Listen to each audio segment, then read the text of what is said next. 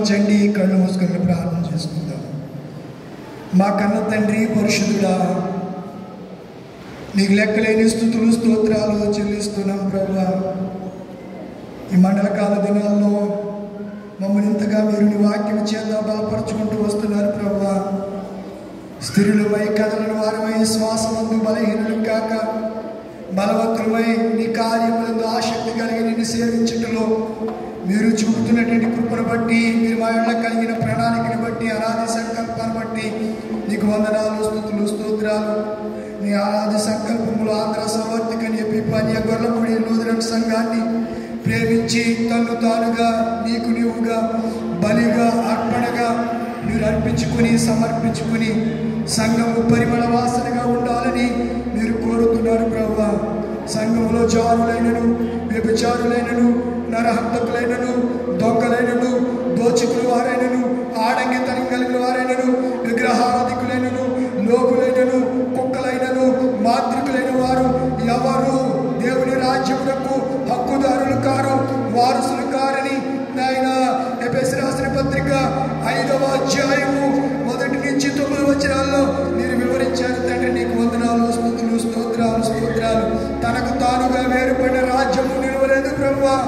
ఈ లోకంలో సాతాను రాజ్యము సాతానుకి విరోధంగా ఎప్పుడు నిలవలేరదు ప్రభువా. నీకు వందనాలు స్తుతులు స్తోత్రాలు నాయన. నిజమైన రాజ్య స్థాపకుడికి నీవే, శాంతి స్థాపన నీదే ప్రభువా. భూలోక రాజ్యములు, ఆ మహిమ ఇవన్నీ నీ దగ్గర ఉన్నాయి ప్రభువా. ఒకప్పుడు అపవాది ఆ మహిమను తన దగ్గర ఉంచుకున్నాడు.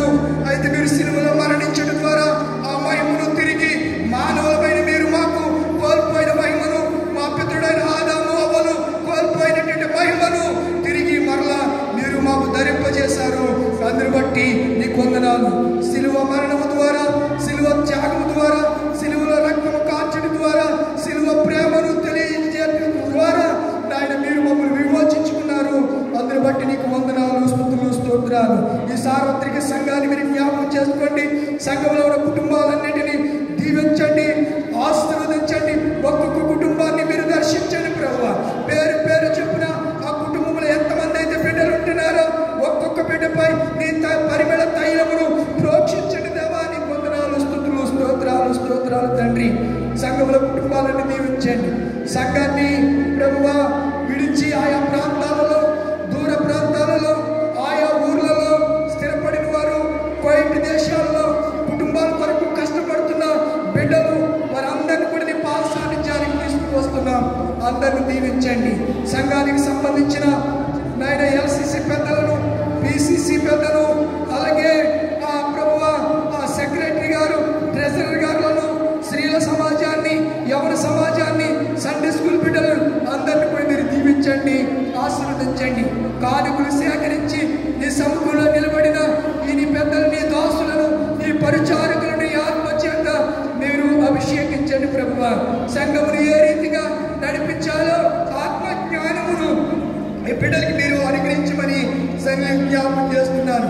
ఇంతవరకు వాక్య సందేశాన్ని అందించిన పెద్ద వయసులో ఉన్నటువంటి దానియేలు గారిని మీరు జ్ఞాపకం చేసుకోండి. ఇంకా సర్వసత్యంలోనికి నడిపించండి ప్రభువా. అనేక సంగతులు నీ దాసునికి మీరు బోధించి ఆయనను, తన భార్యను, బిడ్డలను, కుటుంబాన్ని కూడా మీరు దీవించమని జ్ఞాపకం చేస్తున్నాను.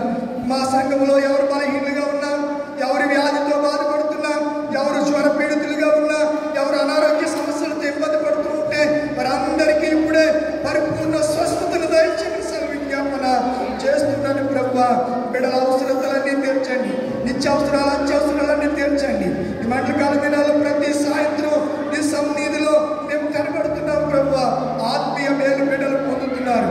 ఇంకను ఈ దినాలు పూర్తయ్యేసరికి, 40 దినాలు పూర్తయ్యేసరికి అందరూ పరిశుద్ధాత్మలో ఆనందించే భాగ్యం దయచేయండి. పరిశుద్ధాత్మ అభిషేకం కలిగి సర్వసత్యములో పరిశుద్ధమైన జీవితాలు జీవిస్తూ విశ్వాసమును కర్తయు దాన్ని కొనసాగించి నీ వైపు చూసి